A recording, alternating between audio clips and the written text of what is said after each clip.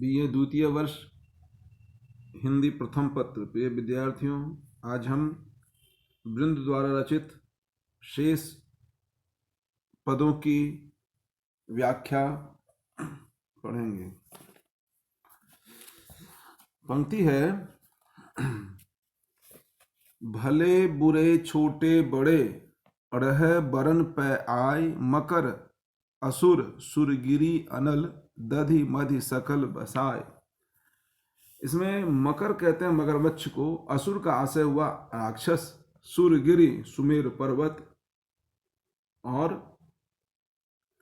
अनल कहते हैं आग को, दधि मधि सकल बसाय, बसाय मतलब निवास करना, और पयोधि कहते हैं क्षीर सागर को। तो इसमें कह रहे हैं कवि, जो बरों की शरण में सभी की रक्षा होने का वर्णन किया गया है। बड़े व्यक्तियों की शरण में छोटे बड़े सभी निवास करते हैं। आशय कह रहे हैं कवि, भले बुरे छोटे बड़े रहे बरन पे आए। भले बुरे छोटे और बड़े ये सभी बरों की शरण में आकर रहते हैं, जैसा वृंद कवि ने उल्लेख किया है। कैसे? मकर असुर सुरगिरी अनल, दधि मधि सकल बसाए। कह रहे हैं जो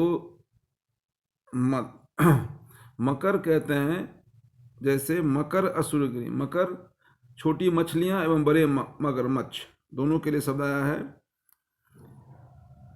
असुर राक्षस, सुरगिरी सुमेर पर्वत, अनल अनल से अर्थ हुआ बर्वाग्नि, दधि मधि सकल बसाए। दधि मधि का अर्थ हुआ जो सकल बसाए, सभी क्षीर सागर की शरण में अर्थात उसके भीतर रहते हैं।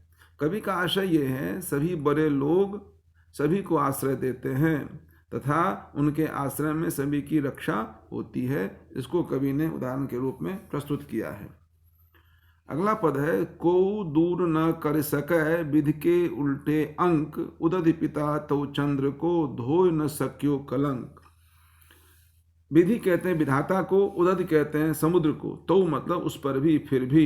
इसमें कवि वृंद ने विधाता के द्वारा लिखे भाग्य लेख को अमिट बताया है, उसे मिटाना बड़ा असंभव है। कैसे बता रहे हैं? कवि वृंद कहते हैं, को दूर न कर सके विधि के उल्टे अंक। विधाता के द्वारा भाग्य में लिखे गए विपरीत अक्षरों अर्थात विपरीत भाग्य लिपि को कोई भी दूर नहीं कर सकता। कैसे?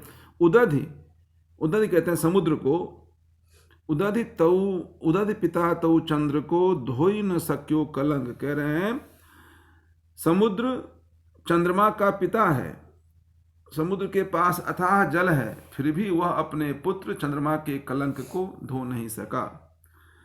इसमें कवि ने वर्णित किया है, समुद्र मंथन से जो 14 रत्न निकले उसमें चंद्रकला चंद्रमा भी था, इसी कारण समुद्र को चंद्रमा का पिता कहा गया है। विधाता ने चंद्रमा के भाग में कलंक लिख दिया, उसे समुद्र भी नहीं मिटा सकता। विधाता द्वारा लिखी गई भाग्य रेखा को, भाग्य लिपि को कोई नहीं मिटा सकता, वो अमिट होती है। उसी को कवि ने दृष्टांत के रूप में प्रस्तुत किया है।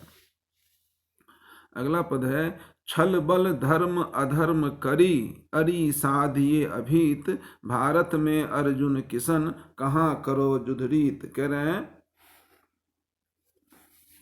छल, छल कहते हैं धोखा को, अभीत कहते हैं निर्भय बिना डर के। भारत का आशय यहाँ से महाभारत के युद्ध से है। किशन का अर्थ हुआ कृष्ण, युद्ध रीत मतलब युद्ध की रीत से। इसमें कवि वृंद ने महाभारत का दृष्टांत देकर शत्रुओं पर विजय पाने की रीत बताई है, किस प्रकार से छल से कपट से एक दोनों पक्ष पांडव और कौरव करते रहे। तो उसमें बताया गया है, छल बल धर्म अधर्म करी, अरि साधिये अभीत। अरीत के शत्रुओं को कवि कहता है, इस वृंद छल से, शक्ति शौर्य से, धर्म से तथा अधर्म करके भी निर्भय होकर शत्रु को परास्त करने की कोशिश करनी चाहिए। शत्रुओं का सामना हर तरीके से करना चाहिए। कैसे? भारत में अर्जुन किशन, जिस प्रकार से महाभारत के युद्ध में अर्जुन और कृष्ण कहाँ करो युद्ध रीत, अर्जुन और श्री कृष्ण ने शत्रुओं के साथ युद्ध की जो रीति है उसको नहीं अपनाई, अर्थात उसने उस रीति का पालन नहीं किया। हम महाभारत में देखते हैं किस प्रकार से कौरवों ने अभिमन्यु का वध किया और पांडवों ने किस प्रकार से छल करके जरासंध का वध किया और फिर जयद्रथ का वध हुआ। इस सब चीजें उसमें भरी पड़ी हैं, तो इसीलिए कह रहा है युद्ध में सब कुछ संभव है। करत करत अभ्यास ते जरमति होत सुजान, रसरी आवत जातते सिल पर होत निशान। इसमें कह रहा है, इसमें जरमत कहते हैं मूर्ख को, मूर्ख जिसकी बुद्धि जड़वत हो गई है। सुजान कहते हैं ज्ञानी को, सिल का अर्थ हुआ पत्थर, और निशान कहते हैं चिन्ह को। इसमें कवि कह रहे हैं निरंतर अभ्यास करने से मनुष्य के लिए कोई भी काम असंभव नहीं है। अभ्यास करने से सभी व्यक्ति अपनी मंजिल को, अपने लक्ष्य को पा सकता है। इसीलिए कहा भी गया है practice makes a man perfect. इसमें कह रहा है करत करत अभ्यास से, लगातार अभ्यास करते रहने से जरमत मूर्ख व्यक्ति भी ज्ञानी बन सकते हैं। कैसे? जैसे रसरी आवत जातते सिल पर होत निशान, जिस पर पत्थर की शिला पर रस्सी के बार बार रगड़ने से आगे पीछे आने से उस पर निशान बन जाता है, जबकि रस्सी कोमल चीज है और पत्थर कठोर चीज है। इस प्रकार कवि वृंद ने जड़ बुद्धि और पत्थर को समान बतलाकर दोनों पर लगातार अभ्यास का प्रभाव दिखाकर निरंतर उद्यम करने की प्रेरणा दी है। अतः इसमें दृष्टांत अलंकार का सुंदर उदाहरण है। कुल सपूत जान्यो परे, लख शुभ लक्षण गात, होनहार बिरवान के होत चीकने पात। कहते हैं कुल सपूत जान्यो परे, सपूत कहते हैं अच्छे पुत्र को, लखी मतलब दिखाई देना, शुभ मतलब सुंदर, लक्षण मतलब उसके गुण, गात मतलब शरीर, होनहार मतलब जो होने वाला है, बिरवान कहते हैं नई पौधे को, चीकने मतलब सुचिक्कन, पात मतलब पत्ते। कह रहे हैं, कवि कह रहा है कि जन्म लेने के पश्चात ही कोई पुत्र कुल सपूत जान्यो परे, लखि शुभ लक्षण गात, शरीर पर शुभ लक्षणों को देखने से ही विदित हो जाता है कि बालक कुल का सुपुत्र बनेगा, आगे जाकर ये अपने कुल खानदान का नाम रोशन करेगा। उसके अच्छे रंग ढंग को देख करके, बालपन से उसके चलने की, बोलने की, उठने की क्षमता को देख करके अंदाज लगाया सकता है जो बच्चा आगे चल करके अपने खानदान का नाम उज्जवल करेगा या अथवा उसको गर्त में ले जाएगा। इसलिए कहा भी गया है सूर्योदय के समय ही पता चल जाता है जो आज आकाश में मेघाच्छन्न रहेगा या सूर्य का प्रकाश पूर्ण रूप से खिलेगा।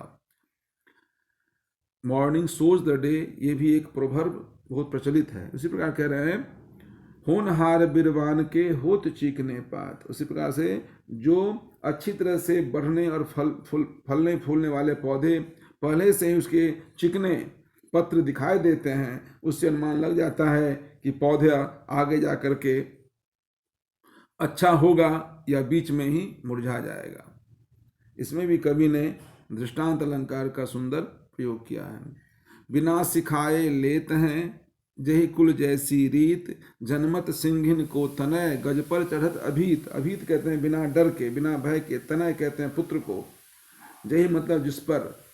कह रहे हैं इसमें कवि वृंद ने जन्म से ही कुल के अनुरूप आचरण करने का वर्णन किया है। कह रहे हैं बिना सिखाए लेत हैं जेही कुल जैसी रीत। जिस कुल की जो रीत रहती है उसे उस कुल का नवजात बालक बिना सिखाए सीख जाता है। सामान्य सी बात है, घड़ा बनाने वाले का बच्चा घड़ा बनाना सीख जाता है, सिलाई का काम करने वाले का बच्चा सिलाई का काम सीख जाता है। वो अभ्यास निरंतर पे पिता के साथ देखता है, उठता बैठता है। वो इसमें कवि कह रहे हैं बिना सिखाए लेते हैं जय कुल जैसी रीत। जिस कुल की जो रीति होती है उसे उस कुल के नवजात बालक बिना सिखाए सीख जाते हैं। कैसे? जनमत सिंहन को तनय, जिसे शेरनी का पुत्र अर्थात सिंह शावक जन्म लेते ही निडरता से गज पर चढ़त अभीत, हाथी पर चढ़ जाता है अर्थात आक्रमण कर लेता है, क्योंकि उसमें जन्मजात गुण होता है। भाव यही कवि कहने का आशा है, जब वंश एवं जाति परंपरा को बालक प्रायः तुरंत ही सीख लेते हैं, यह उनका जन्मजात स्वभाव होता है। इसमें कवि ने स्वभावोक्त अलंकार का वर्णन किया है। बिना कहे ही सतपुरुष पूरे पर की आस, कौन कहत है सूर्य को घर घत करत प्रकाश। पर मतलब अन्य, सूर्य कहते हैं सूर्य को। इसमें कवि ने सत्पुरुषों के स्वभाव एवं विशिष्ट गुणों का उल्लेख किया है। कह रहे हैं बिना कहे ही सत्पुरुष, जो अच्छे पुरुष होते हैं, दूसरों की आशा लालसा को बिना कहे ही पूर्त कर देते हैं। पूरे पर की आस, कौन कहते हैं सूर्य को। इस प्रकार सूर्य को कौन कहता है कि वह प्रत्येक घर में प्रकाश फैलाए, अर्थात सूर्य स्वयं ही सभी घरों को प्रकाशित करते हैं, बताते हैं। इसमें कवि वृंद ने सत्पुरुषों एवं परोपकारी, सत्पुरुषों के परोपकारी स्वभाव का वर्णन किया है।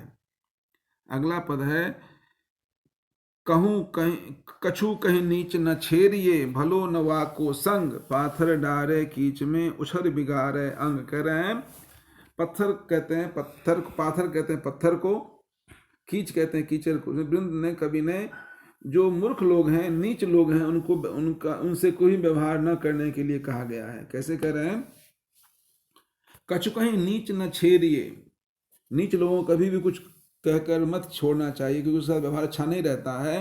भलो न वाक को संग, उसके साथ व्यवहार भी अच्छा नहीं होता है।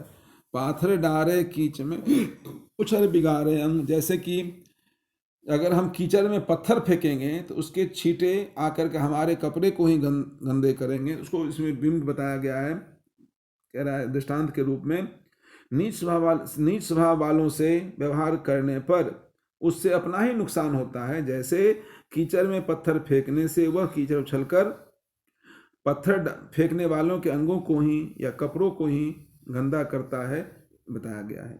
अच्छा, अतः नीच लोगों की संगति सदा त्याज्य है, उसको कवि ने बताया है। इसमें भी दृष्टांत अलंकार है।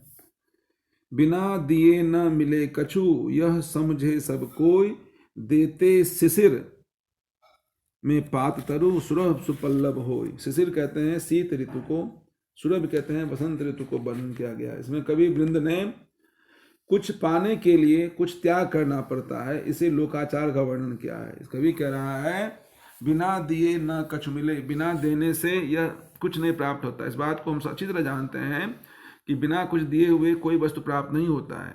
प्राप्त के लिए प्रतिदान जरूरी है। कैसे, देत शिशिर में पाद तरु, शीत ऋतु में फिर अपने पत्ते दे देते हैं, पत्ते गिर जाते हैं। सुरभ सुपल्लभ हो, और वही फिर बसंत ऋतु में आकर के वही पत्तों से सुसज्जित हो जाते हैं। इसमें कवि ने शीत ऋतु के बाद पेड़ पत्तों के पत्तों का झड़ जाना और बसंत काल में नए कोपले पत्ते आ जाना, इसमें दान एवं प्रतिदान का श्रेष्ठ उदाहरण प्रस्तुत किया है। अगला पद है, दान दीन को दीजिए, मिटे दरिद्र को पीर, औषध वा को दीजिए, जाके रोग शरीर। इसमें अनुप्रास का कवि ने प्रयोग किया है, दान दीन और दरिद्र में, दीजिए में। कवि कह रहे हैं दरिद्र कहते हैं गरीब को, विपन्न को, पीर कहते हैं पीरा को। इसमें कवि ने योग पात्र को ही दान देने के लिए उचित, दान देना योग पात्र को उचित बताया। कवि कह रहे हैं दान दीन को दीजिए, गरीब व्यक्ति को, विपन्न व्यक्ति को, आश्रयहीन व्यक्ति को दान देना चाहिए। मिटे दर्द की भीड़, जिससे उनकी दरिद्रता और कष्ट दूर हो जाए। कैसे, औषध वा को दीजिए, औषध दवा उसी को देनी चाहिए जो रोग से ग्रसित है, जाके रोग शरीर।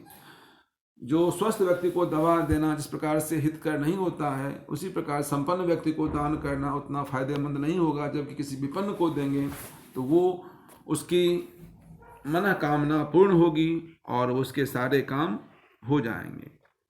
अगला पद है, उद्यम विद्या लीजिए, जदप नीच पे होय, पर्यो अपावन ठौर को, कंचन तजत न कोय। यद्यप कहते हैं यद्यपि, अपावन कहते हैं अपवित्र को, ठौर मतलब कहते हैं जगह को, कंचन कहते हैं स्वर्ण को, तजत मतलब छोड़ना, कोई मतलब कोई नहीं। इसमें कवि ने नीच व्यक्ति से भी उत्तम ज्ञान करने के लिए प्रेरित किया है। कह रहे हैं उत्तम विद्या लीजिए, ज्ञान की बात, अच्छी बात ग्रहण करने में नीच और उच्च का कोई भेद नहीं। अच्छे ज्ञान हम नीच व्यक्ति से भी ग्रहण कर सकते हैं। कैसे? परियो अपावन ठौर को, जिस प्रकार अपवित्र या गंदगी में पड़े हुए सोने को भी कोई छोड़ता नहीं है, उसे अवश्य उठा लेता है, भले ही कितने कीचड़ में हो, कितने मैले में पड़ा हुआ स्वर्ण क्यों नहीं हो, लेकिन लोग अपने लालच का संवरण नहीं कर पाते, उठा लेते हैं। उसी प्रकार ज्ञान हम नीच व्यक्ति से भी, जिसे हम समझते हैं ओछा व्यक्ति है, अगर उसमें कोई ज्ञान की बात है, उसे ग्रहण करने में संकोच नहीं करना चाहिए। इसमें कवि ने अनुप्रास और दृष्टांत का सुंदर प्रयोग किया है। व्यक्ति की अपेक्षा ज्ञान एवं विद्या का अधिक महत्व है। नीच व्यक्ति भी ज्ञानी और विद्यावान हो सकता है, इसको कवि ने बताया है।